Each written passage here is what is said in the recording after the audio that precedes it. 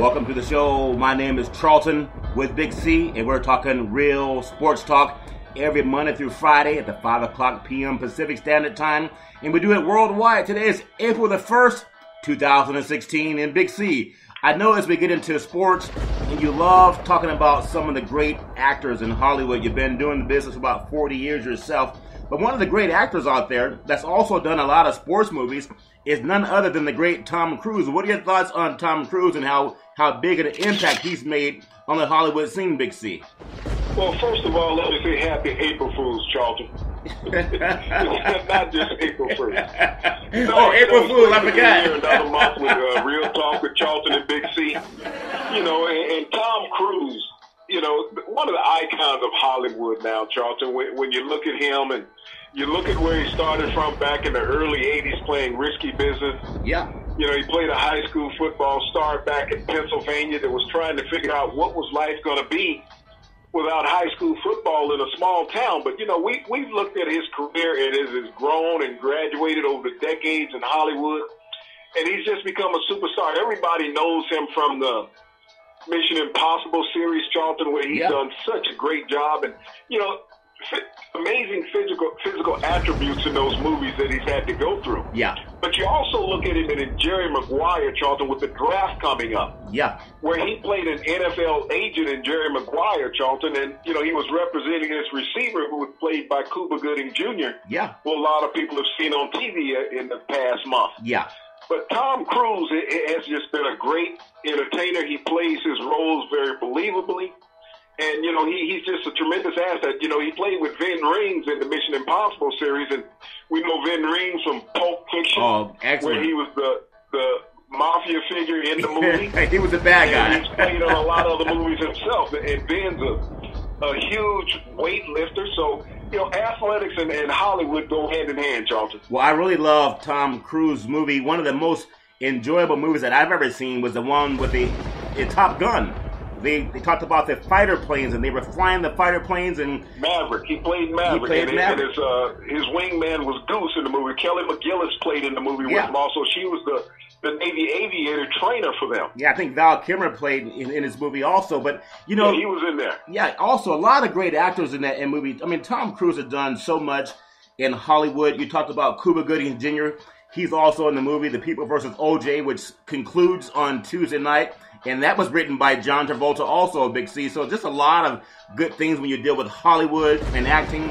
But I know that as we get into this segment about sports, I just want to say this segment is sponsored by your Northern California Cadillac dealer, home of the Escalade. You can only get it there new. And when you go by and test drive it, tell them that Charlton and Big C sent you. And also, Big C, I know on the East Coast there's a lot of talk about how big football and basketball and baseball is. We know the Masters is coming up down there. Is there anything other than football out there, Charlton? I'm confused. You know, this is not the West Coast where everything goes. This is football. There's two things in the East and in the Southeast, Charlton. What's that?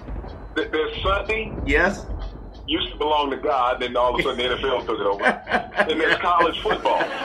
You know, I hear that. That's how life is down here. There's college football, and there's NFL, and then there's church. Well, I hear that college football might be even bigger than NFL football in the SEC, but we'll have to put that to vote.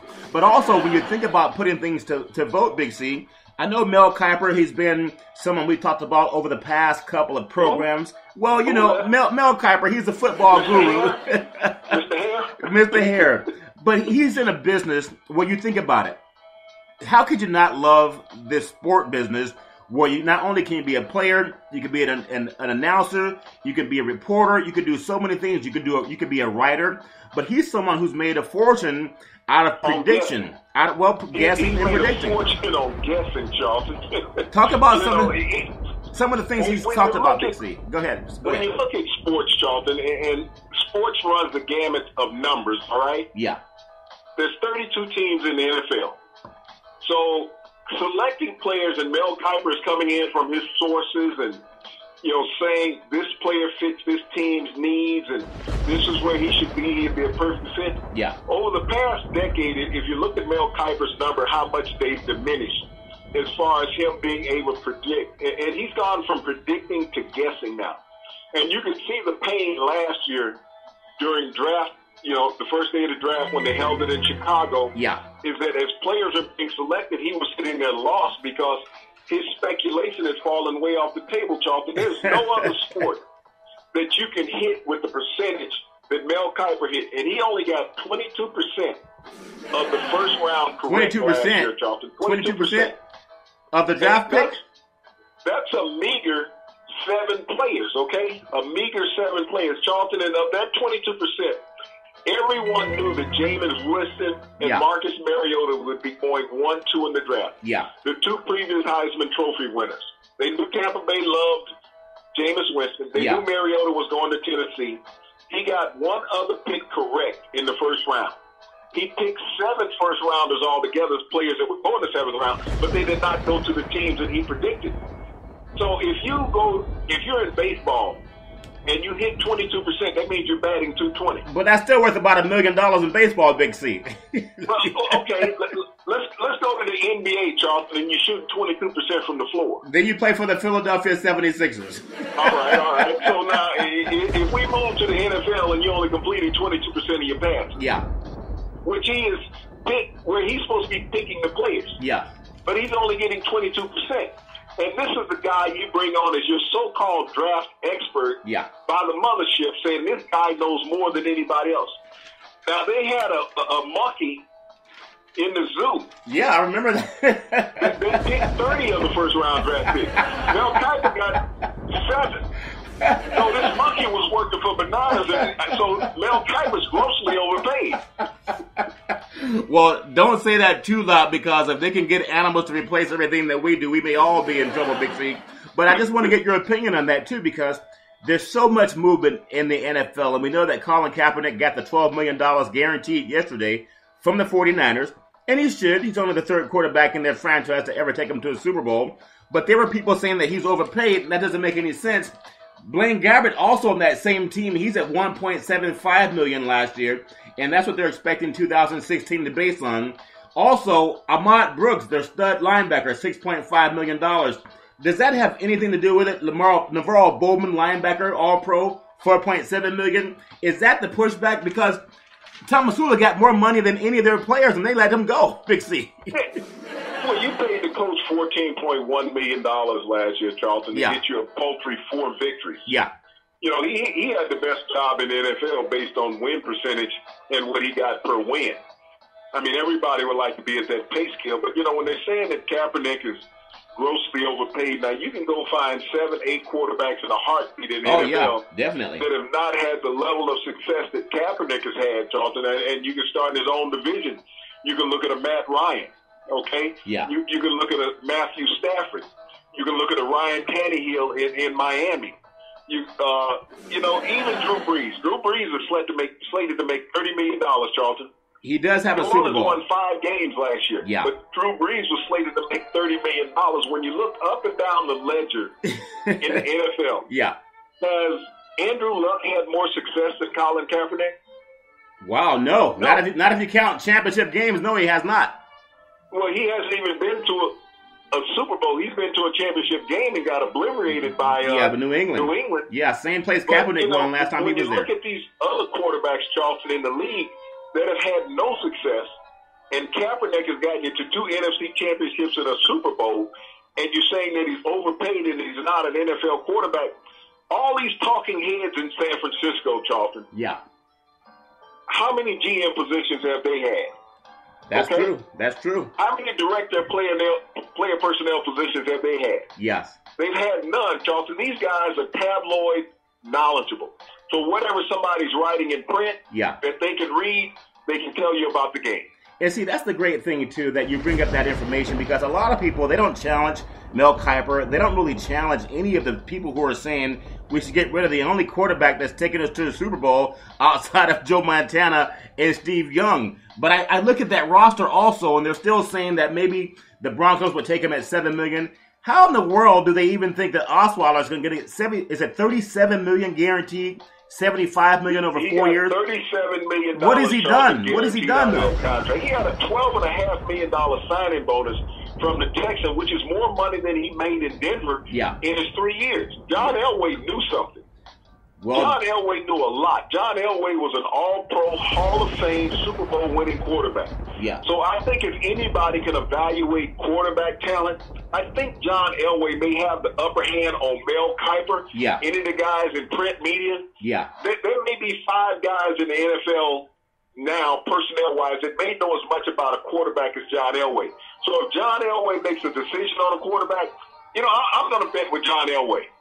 I think because he has a couple of Super Bowls, Big C, will that have something to do with betting with him? Because I think... Well, he has Super Bowls as a player, coach, and a GM, Charlton. So how many people have Super Bowl rings at the level that a John Elway has? He has back-to-back Super Bowls, if you recall. Yeah, and also one of the great players that made him great when he was in San Francisco, Vernon Davis, he's signing with the Washington Redskins. We know he played at Maryland, been an NFL player for 10 years, still has a little bit left in the gas tank, Big C. How do you think he helps with the Redskins offense, and they have Kirk Cousins at quarterback? Well, he's going to go back home, Charlton. He really didn't get anything accomplished in Denver with that late season trade to the Broncos last year. He got his Super Bowl ring, yeah, which is what every player wants. He's made a lot of money over his career, but he's looking to go back home to where he played his college ball and hopefully rekindle a little bit left in those legs. He's not the player he was 8 years ago when he came into the league. Yeah. 10 years ago, actually. He could run a 4.34, 4.40. He's probably down to a 4.7 now because he's had a multitude of injuries. Yes. But he may be able to help this offense a little bit because he can still flex out at tight end, which is something that will help Gruden because Gruden runs that arena-type offense. That's where he came from, arena football, prior to coming to the Washington Redskins. Yes. So if he can get a big guy to flex out with the receiving core he has, he may be able to open up his offense a little bit more. But I don't see Kirk Cousins, Charlton, having a repeat year like he had last year. That was one of those fluke seasons that everything fell into place. And when you have a bad record in the NFL, you get loaded with your next upcoming schedule of not strong teams. Yes. So they didn't play more than 5 teams that were above 500 the previous season, Charlton. So this year, now they're going to have to play all these teams that had winning records. The Redskins won't be what they were last year. Well, when you think about what you've mentioned in the past shows when we were over at Salem Media, he better be careful if he goes to the Super Bowl and throws 5 touchdown passes because they may not see another down, which is what happened to Doug Williams. I don't know the thinking of that. How it's just weird to me how, because out here in the West Coast, we hear so much about Kaepernick. They talk about Kaepernick so much, but they really don't talk about how the team is not the same. He's still the same talent, even though he had an injury. Still the same talent. I think Chip Kelly believes in him. That's a great thing. But Matt Ryan... Tell me this, okay? Tell me this. You got Ryan Tannehill, who came into the league within a year of Kaepernick, down in Miami. Yeah. Tell me the last time that the Dolphins made the playoffs in Miami. Matter of fact, they've had a long time 3 ago. coaches since then. They had Philbin. Yeah. They had Cunningham. And now they got a new coach. So why is there such a bias, though? Why is there such a bias, Big C? I mean, because you've been around a long time. You've seen the guys like Dan Marino. You've seen even guys like Terry Bradshaw play. I think if they went to the Super Bowl, you kind of had carte blanche. You were the guy they wanted to keep around, not the guy they wanted to run around. Even Fran Tarkenton went to 4 Super Bowls and lost all 4. Chip Kelly with the Buffalo Bills went to 4 Super Bowls, lost all 4. They never talked about running those guys out of town. Kaepernick went to 1 Super Bowl on 2 years of starting, and then his quarterback coach, which is Harbaugh, took off. You would think they want to build around a Super Bowl quarterback, Big C. It doesn't make sense why they don't want to do that. Well, Charlton, when you talk about Super Bowl quarterbacks, how many Super Bowls did Dan Marino go to? Just one. That's one of the most illustrious careers in the NFL. And he lost only went to a Super Bowl in his 2nd year in the league. Never got back, okay? Yeah.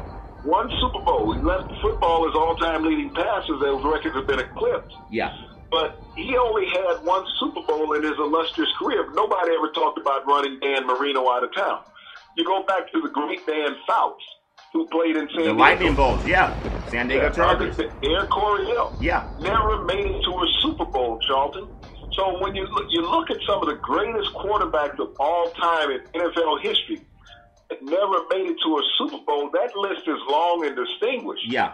And so, to make it there, you have a quarterback who has the potential of getting back. Russell Wilson has been there twice. Yeah. He and Cap have been around the same length of time. He has 1 more Super Bowl appearance in Kaepernick. Yes. But when you look up and down the ledger in the league in quarterbacks that are overpaid, who don't bring you any success. Yeah.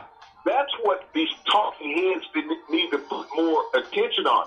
Not Kaepernick having a down season, but these quarterbacks who have a down season every year. A down career, it seems. A down career. We talk about Tony Romo and some of the others, Big C. So, you talk about Tony Romo. He's another $125+ million quarterback.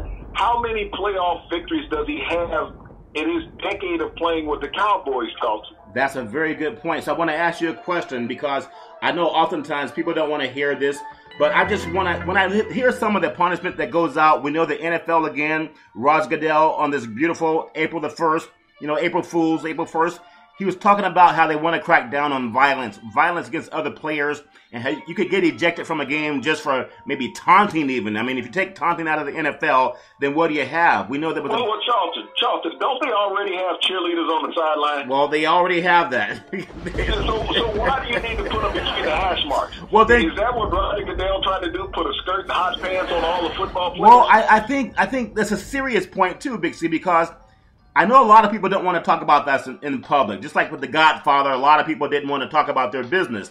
But when he showed up, there were some serious things happening, some sinister things also.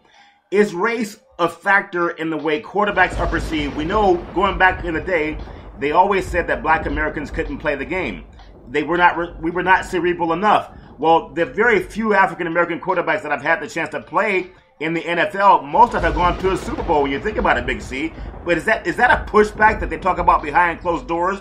How they'll knock a guy who's been to the Super Bowl, but they praise a guy who's never even been to the playoffs, Big C.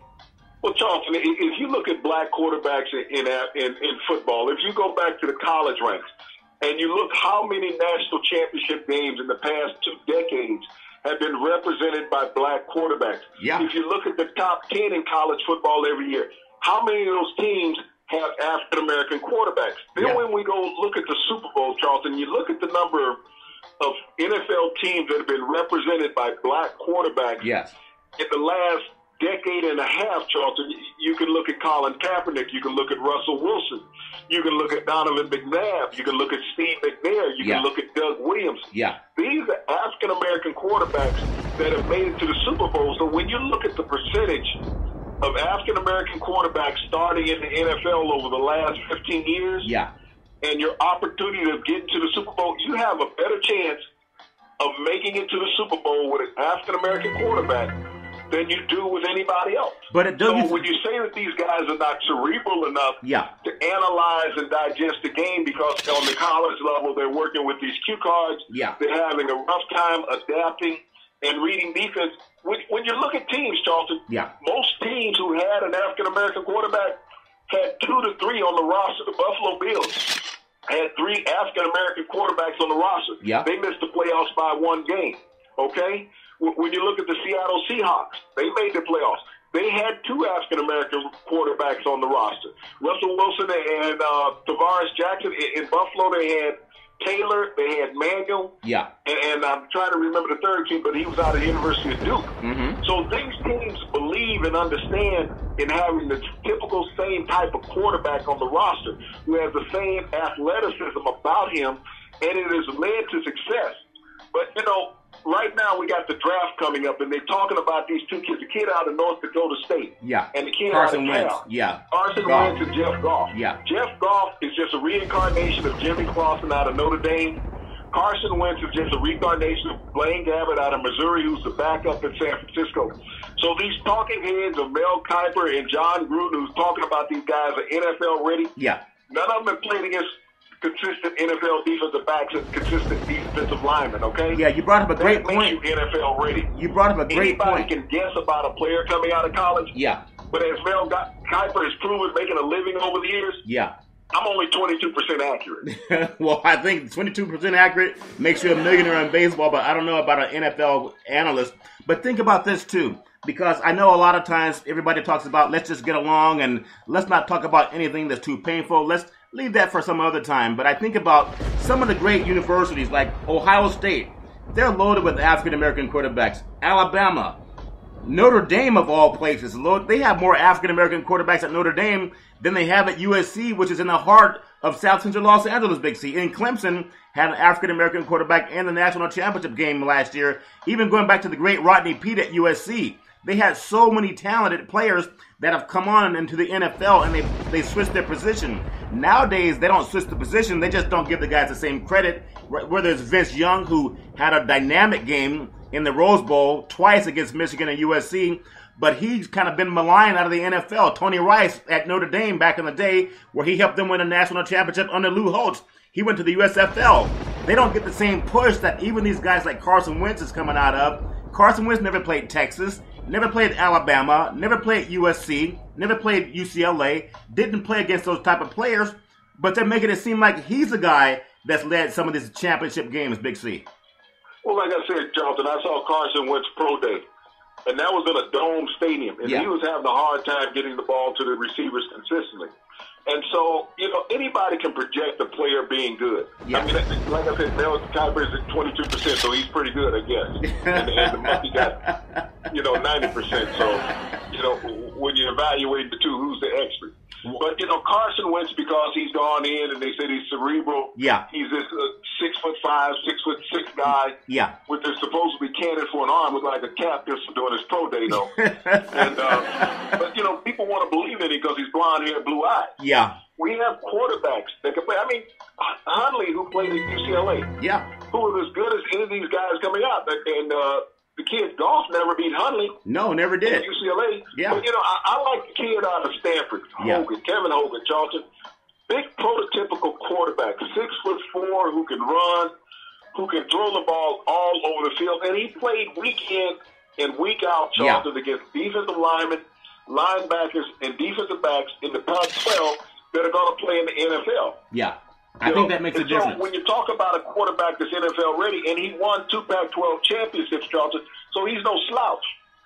But so he's not high profile, and I think a big part of his drawback, Charlton, comes from his head coach, because David Shaw is his head coach. Yeah. No one wants to give David Shaw the praise. Now, when David Shaw took over, who was his quarterback at Stanford?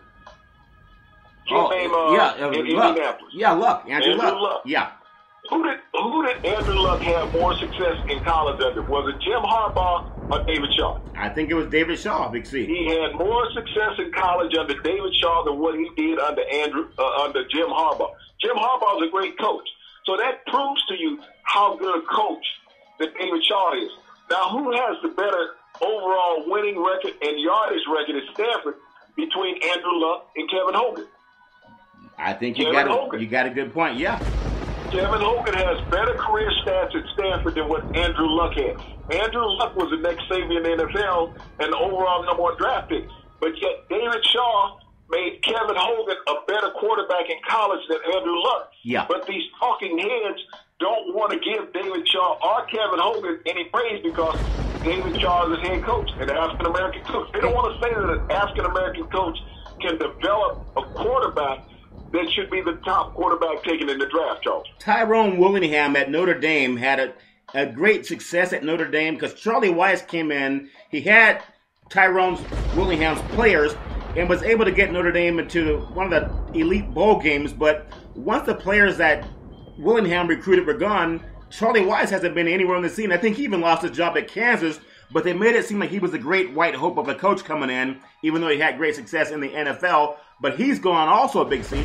I just think when you look at Shaw down on the farm at Stanford, there's a lot of pushback, and a lot of people don't want to talk about it too much. But I still think this push to get Kaepernick out of San Francisco, again, one of only 3 quarterbacks to take this great organization to a Super Bowl, they just want someone who fits the mold, the prototypical quarterback they would have drafted back in the 1950s, Big C. And I know a lot of people don't talk about that, but I do see that. And as we get to the next segment, I just want to say that this next segment is sponsored by BMW, home of the ultimate driving machine. Go down and test drive the all-new 7 Series BMW and tell them that Charlton and Big C sent you.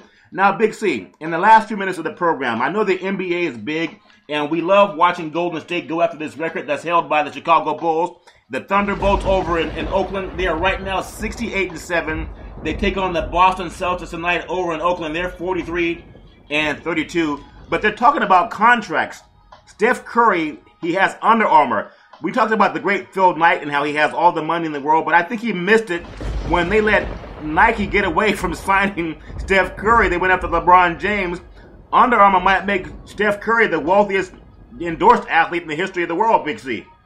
Well, right now, Charlton, Steph Curry is changing the face of basketball on every level, not just the pro game, but the college game, as well as the high school and pee-wee game. Now, when you watch this national championship game that's going to be played in Houston, you're going to see a lot of Steph Curry in this game. Players now are stepping back, jacking up threes.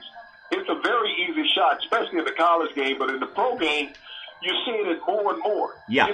This is what Steph Curry practices. It's not luck when he's out in the game. That's how the practices with the Golden State Warriors are run. It's predicated. It reminds me of Loyola Marymount. Yeah. When Paul Westhead was the coach. Yeah. Back in the early 90s, and they set a record. And I remember they didn't play defense. Michigan. Right. Michigan came off a national championship. They had Glenn Rice. Yeah. They scored so many points on Michigan. Michigan got tired of counting. Is that the night the scoreboards went out? They had this kid Fly who played guard who was coming down jacking up threes, 1-on-3, knocking them down. Well, it's great when you talk about Steph Curry. He did have the help of his father, Dale Curry. Talk about how that may have played a role coming out of Davidson. He wasn't the most highly recruited player coming out of high school. And even out of Davidson, some people thought he was a little bit too small. But obviously, the Golden State Warriors did the right thing in picking him. He's been a lightning bolt on offense. And his defense have even picked up some, too, this Big C. Well, Charlton, this is what we've talked about with these one-and-done players and all of that. We look at all the hoopla going on down in L.A. where it's more about what's going on in the locker room than what it is on the court. Yeah. Steph Curry grew up in an NBA arena, okay? Yeah. From the time he was a little boy that could dribble the ball, he was with his dad, Dale. Yeah. So his dad, and when we talk about the education of these young men nowadays and those who don't have it. Great point. Steph Curry was very fortunate, Charlton, to have the mentorship of his dad throughout his years growing up, whether it was in grammar school, whether it was in high school, whether it was in college.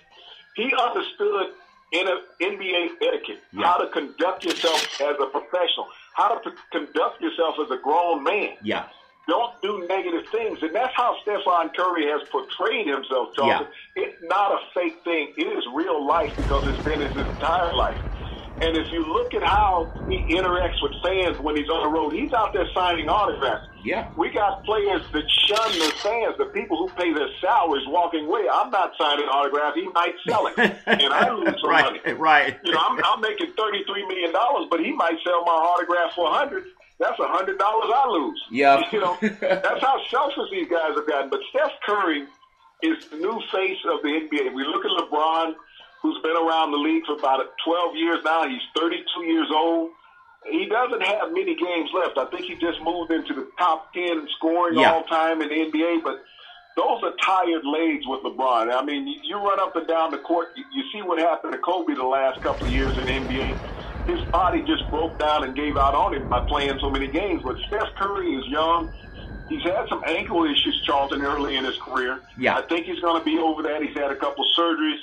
But he doesn't go in and challenge you too many times in the paint. He's going to challenge you outside, and if he can break you down, he'll take you to the hoop. But he is just a phenomenal player. He's a phenomenal person. Yeah. And, whatever he gets from Under Armour and any other endorsement is right. Because he is what you want out of a professional athlete. He's the guy that you're not seeing getting in trouble in the clubs. He's not the guy texting about a social life in the locker room. Right. He's not the guy getting pulled over for a DUI. He's not the NFL quarterback pushing a woman outside a restaurant. That's true. He's not the NFL quarterback accosting a woman in a bar, in the restroom. He is that model citizen. And the greatest part about it, Charlton, he's African-American, okay? Yeah, that's... He's African-American. The stereotype, they cannot lay the stereotype on it. Right. Well, thinking about stereotyping around the NBA last night, the Cavaliers 107-87 over the Nets. The Bulls 103-100 over the Rockets. The Magic 114. The Pacers 94. Pelicans 101. And the Nuggets 95. A great game last night. OKC Thunder 119. Clippers 117. But I want to bring up something, Big C. I know we talk about how great Steph Curry is, and we know the Philadelphia 76ers, they're the abyss. They're 9-66 on the season.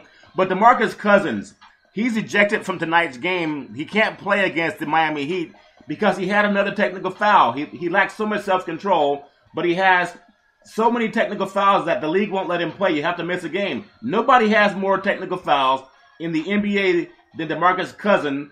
I mean, what do we say about two organizations? They're only about 100 miles apart from Sacramento to Oakland, but totally different personalities. They signed Vlade Divac as the GM for next year. They're still talking about keeping Marcus Cousins as they go into the new arena. How does that make any sense, Big C? Well, you know, it's an organization, Charlton, that has a history of losing and do not understand what it takes to fill an arena. They think just because they got new seats that it's going to bring more butts. That's not the case. When you put a bad product out, people don't always want to come and watch it. They watch it real quick and the honeymoon is over, okay? Yeah. And that's what Sacramento is doing as an organization. They're not doing anything to improve the product that they're putting out on the fans that they're asking to pay premium dollars for. Yeah. And that's wrong. In this day and age, it's not easy to earn an income. There's been a lot of changes economically in America in the past decade. Yeah. But the only thing that really keeps growing is the price of a sports ticket, Charlton. And you're demanding the fan to come to the arena, regardless of the product that I put out there. Hopefully it will get better. But when you know you have a bad product, it's like cracking some Easter eggs that's been out in the sun for 3 days in the heat, okay? Hey, quit talking about my Easter eggs. I was trying to cook them with the street. But when you crack that egg, Charlton, you know it's going to be kind of rancid, okay? And that's what you're getting from the Sacramento Kings, the Philadelphia Sixers. When you show up to the arena, you know you're going to get a rancid product. Well, and you got management and ownership not trying to improve it.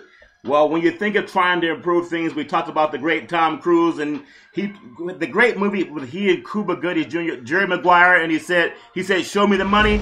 I think a lot of athletes are wanting people to show them the money, but you have to have the right character, I think. But maybe I'm wrong because he's making $15 to $20 million a year, and I don't see it going away anytime soon. But Big C, as you know, we're out of time. And it's not April Fool's. No, it's not April Fool's. We are out of time. But you know, we'll catch you again next week. We want to wish everyone a super fantastic weekend.